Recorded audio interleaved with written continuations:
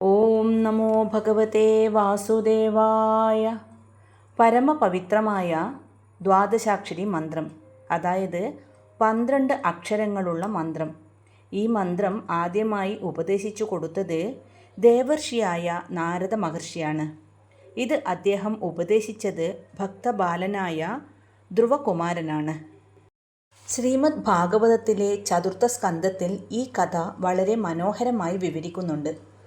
തൻ്റെ പിതാവായ ഉത്താനപാദ രാജാവിൻ്റെ മടിയിൽ ഇരിക്കാൻ അനുവാദം നിഷേധിക്കപ്പെടുകയും രണ്ടാനമ്മയായ സുരുചിയുടെ പരിഹാസവാക്കുകളാൽ ഹൃദയം മുറിയുകയും ചെയ്ത 5 വയസ്സുകാരനായ ധ്രുവൻ സങ്കടത്തോടെയും ദേഷ്യത്തോടെയും കൊട്ടാരം വിട്ട് കാട്ടിലേക്ക് പോയി.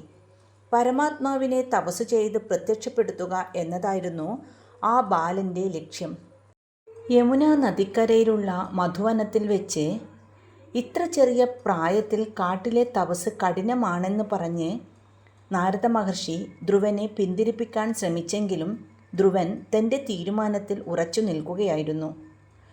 ധ്രുവൻ്റെ തീവ്രമായ ഭക്തിയും ലക്ഷ്യബോധവും മനസ്സിലാക്കിയ നാരദ മഹർഷി പ്രസന്നനാവുകയും ഭഗവാനെ സാക്ഷാത്കരിക്കാനുള്ള പരമമായ ഈ ഓം നമോ ഭഗവതേ വാസുദേവായ എന്ന മന്ത്രം ധ്രുവന് ഉപദേശിച്ചു കൊടുക്കുകയും ചെയ്തു.